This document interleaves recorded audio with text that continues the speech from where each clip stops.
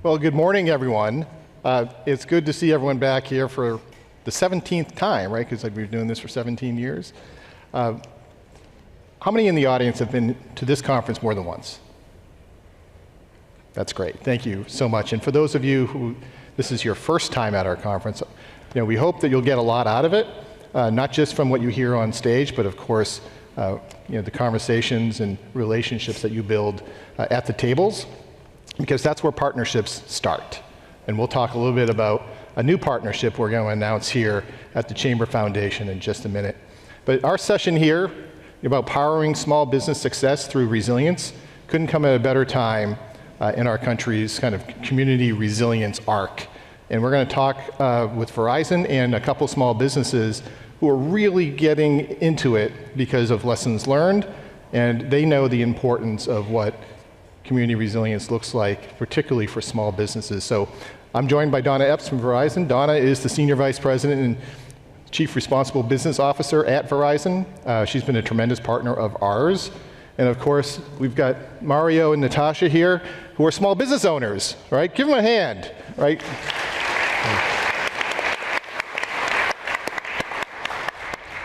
So first, I think, Donna, what we wanted to do is talk about, you were here last year. Yep. And here we are 1 year later, and we've got some good stuff to talk about. Very good. But what is Verizon's interest in small businesses and community resilience and how it all comes together? Yeah, sure. First of all, thank you so much for having me, Mark. And it's so great to be in a room with so many folks who are committed to community resilience. So in terms of small business, we've had a huge focus on small businesses because we recognize that they really are the backbone of the economy. We started a program called Small Business Digital Ready several years ago, and it is a digital skilling program that provides tools and resources and skilling to help small businesses grow and thrive using technology. We've made a public commitment to support 1 million small businesses by 2030.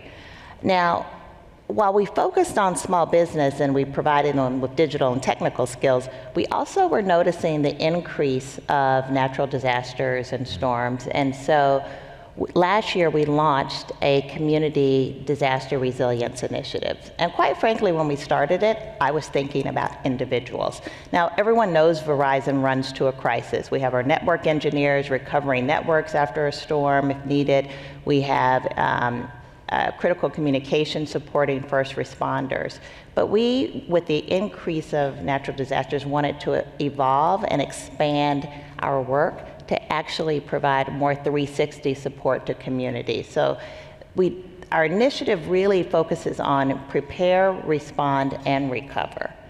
And when we begin to think a little bit more about these two focus areas, and quite frankly, it was at your conference that we recognized, wait a minute, there's an intersection here. We need to be looking at the resilience of small businesses because it's really a niche area that there aren't a lot of resources geared towards. So we partnered with you, and we appreciate the partnership, to figure out how could we bring tools and resources specifically designed for small business resilience and preparedness. And what was it about the chamber and the network of chambers across the country that was so appealing to enter into a partnership to support small businesses? Well, what we know is that we have to meet small businesses where they are. We have to get down to the local level and engage with the partners that are already supporting small businesses, and we know the chamber is essential and is very effective at doing that. Yeah. Well, here's another kind of audience interaction question. Just shout it out. How many small businesses are in America? About? Anyone have any ideas? I'll give you a hint. It's more than 35 million, right? And that makes up over 99% of all businesses across the country and half the private sector workforce. So the business of small business is the business of America. And this is why making sure that these small businesses are better prepared for any type of crisis that could come their way is really important.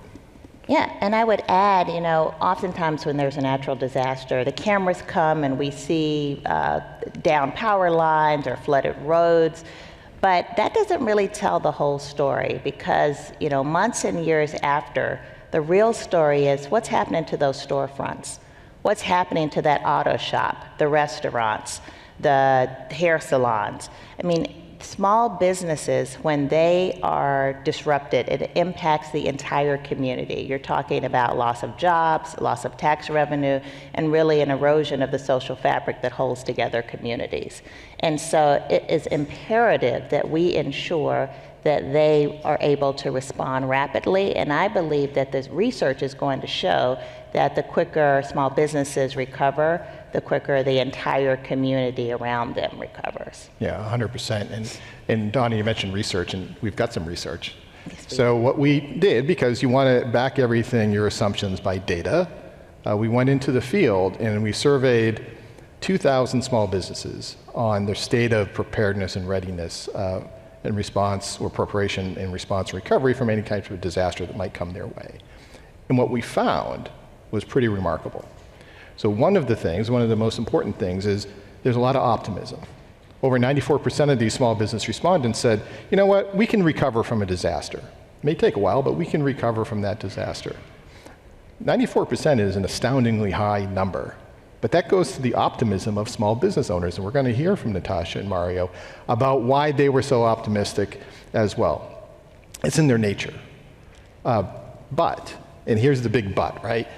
But what we also found out is not many of them have a disaster plan. Over 30% said, yeah, we have some sort of plan, and the rest did not. And only around 20% had any type of budget, maybe like you would call it a rainy day fund, both literally and figuratively, right, for a disaster. That's not really high.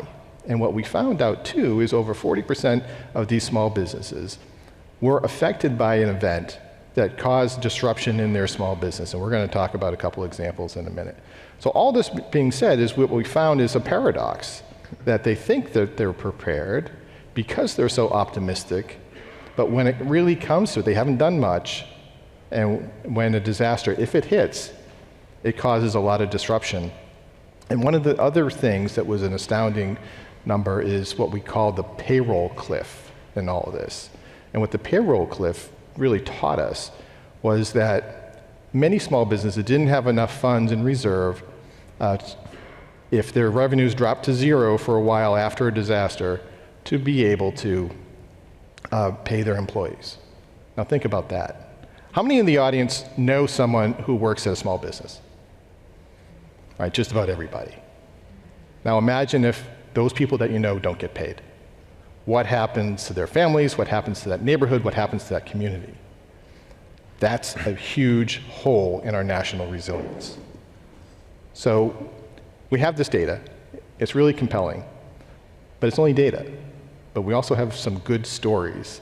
And Donna, I think what we want to do is hear from you about your reaction to those numbers. It's pretty astounding. And then we're going to bring in Natasha and Mario and talk about their own personal experiences. Yeah, I guess my reaction to those stories are, what can we do about it? And how can we assist? And of course, coming from Verizon, I believe that technology has a role in assisting that. So our partnership with you is really threefold, right? First, research. You talked about that. You've really defined the problem and given us a sense of the relationship between small businesses and disaster resilience. But then the other parts of our partnership are readiness, and it's why we wanted to partner with you on your Readiness for Resilience program, R for R, because you had this great checklist. But when we talked with you, you said, well, we have this checklist for small businesses to be prepared, but oftentimes they don't know how to implement that checklist. They don't know exactly how to do it. They need step-by-step training. And we said, aha, our Small Business Digital Ready program has the third R, which is the reach. We have over 500,000 small businesses already on our platform learning how to leverage technology, things like using AI for marketing, et cetera. Why don't we develop some specialized content designed to help implement the readiness checklist, the preparedness checklist? So that rounds out what the answer to my question, like what can we do about it? We need to develop these resources, but more importantly, we need to disseminate them and get them out. And so hopefully this partnership, along with many others, will be moving small businesses from sort of planning to execution. In the research, we're going to put out a release today. You'll be able to find more information. There's cards around the conference that you can take a QR code and get into the research. And those are just the top line data points. We've got a lot more coming out over the next couple months. And all of this is really important, but none of it will work unless we have more partners. Yeah. So we need your help. And we will be following up with many of you on that. And if you all want to raise your hand and help Verizon and the Chamber Foundation and these small businesses be better prepared in your communities, let us know. So enough from Verizon and the Chamber Foundation. Let's get to the small businesses. Natasha. Hi. You are a star in Milwaukee, right? We want to hear more about Select Auto Parts and Sales. And also, Natasha, you should know she is one of the Chamber's top 100 businesses from 2025. So, Natasha, tell us about you. Hi, I am Natasha Broxton, CEO and founder of Select Auto Parts and Sales. We are Milwaukee's only indoor auto parts recycler. I'm one of the only Black woman-owned auto recyclers in the nation, and I've been in business for 14 years. Thank you. And Mario, let's learn a little bit about your business. Yes, my name is Mario Jaramillo. I'm from Houston, Texas. I'm the founder of the Robot Agency. I'm a brand designer and brand strategist, and I have a second business called Goju, which is an acai and smoothie bar located in downtown Houston. Thank you. So, Mario, you were telling Donna and I your story about the smoothie bar. So you are no stranger to disasters. Houston is no stranger to disaster. Yeah, so we've had a handful of hurricanes, Ike, Rita, Harvey. That was a severe one. A couple of family members lost their homes. They were close to us. We had winter storms. We had a tornado in 2024, another hurricane, a lot of flooding. It floods a lot in Houston.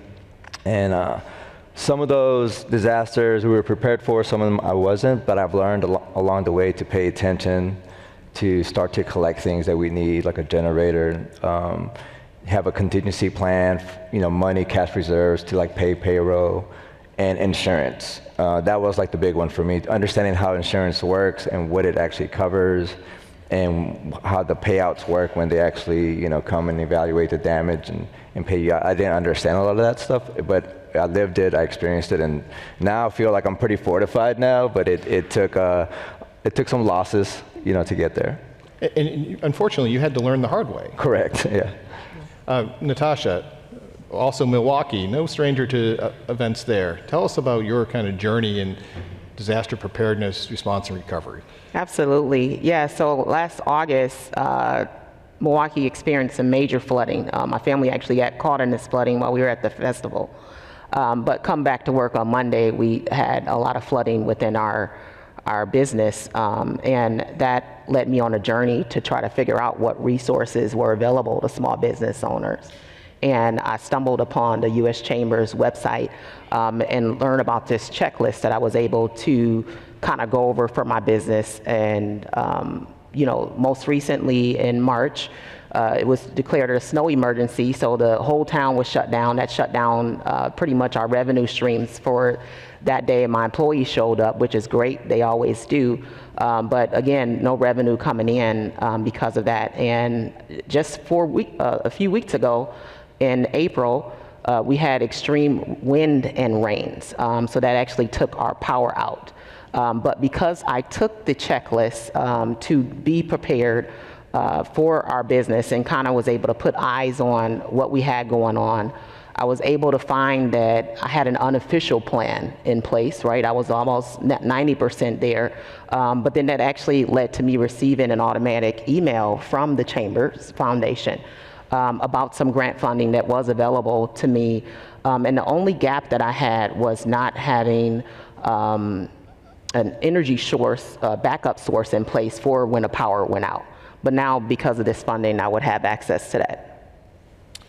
So Mario had to learn the hard way, and you had to learn the hard way.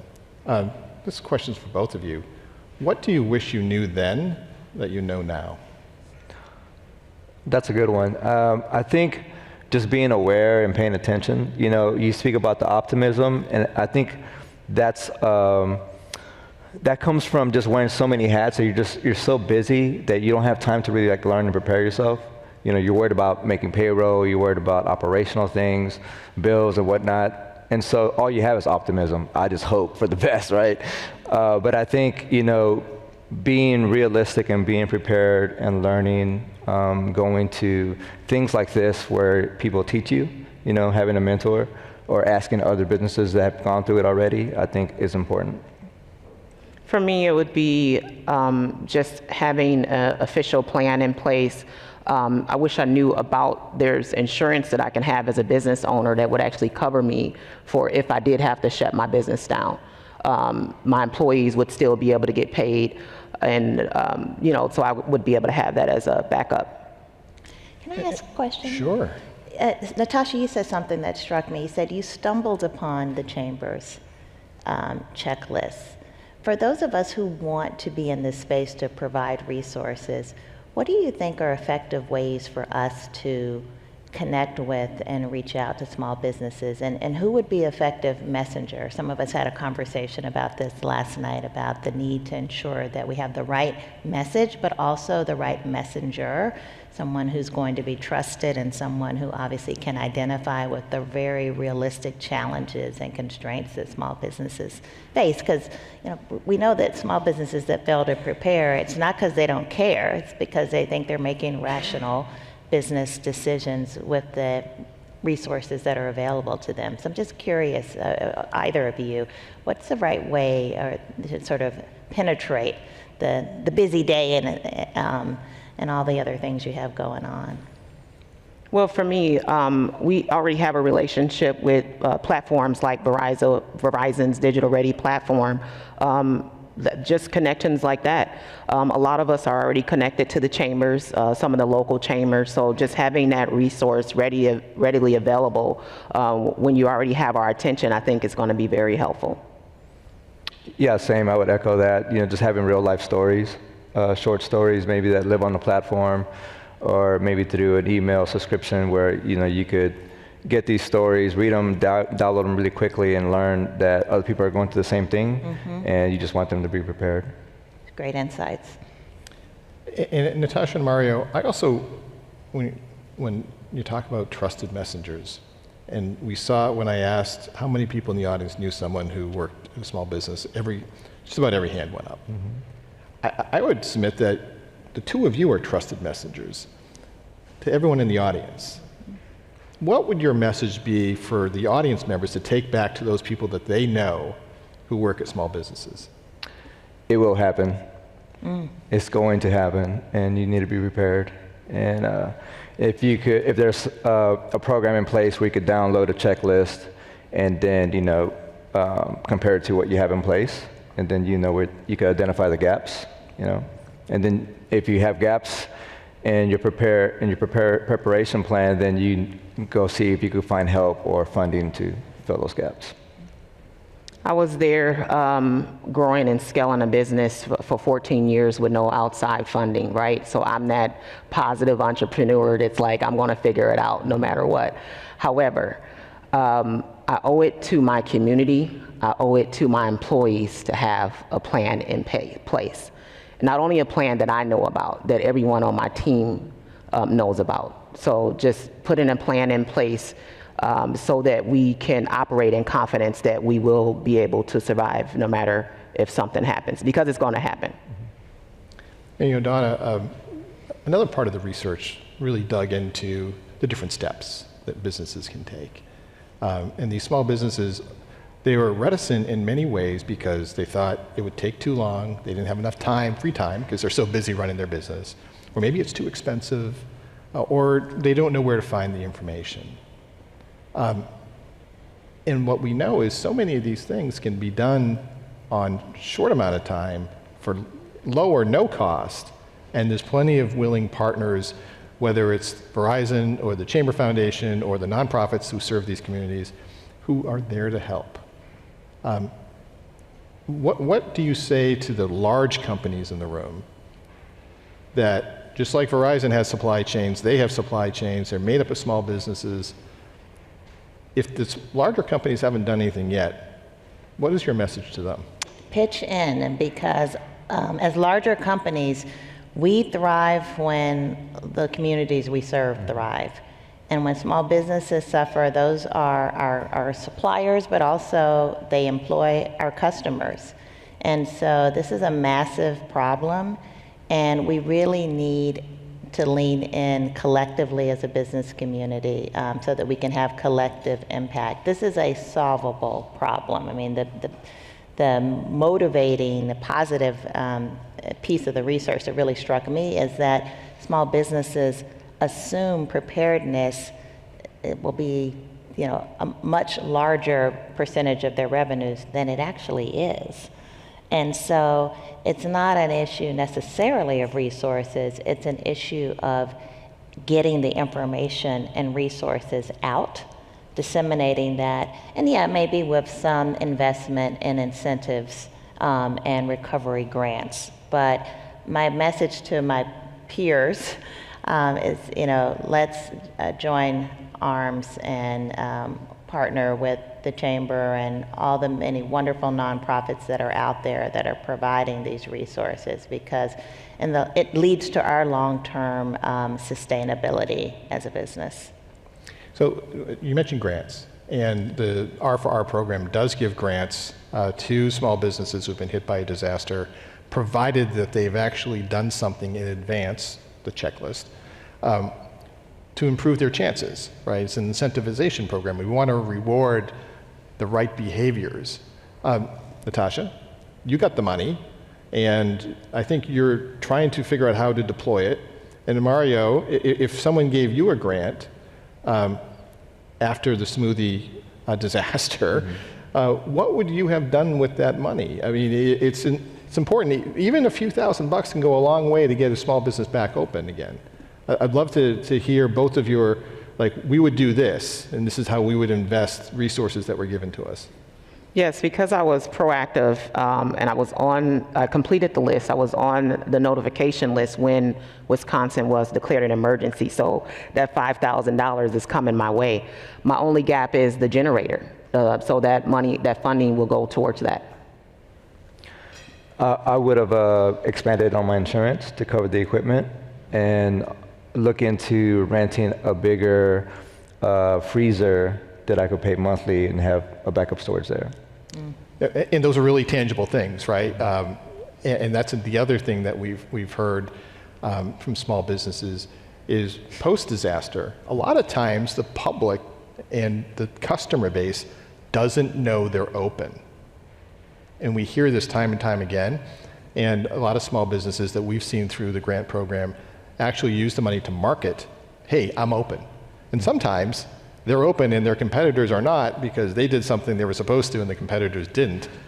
And all of a sudden you've got an advantage, right? Now, in the midst of a disaster, that's oftentimes, you feel kind of strange talking about it, but it's the truth.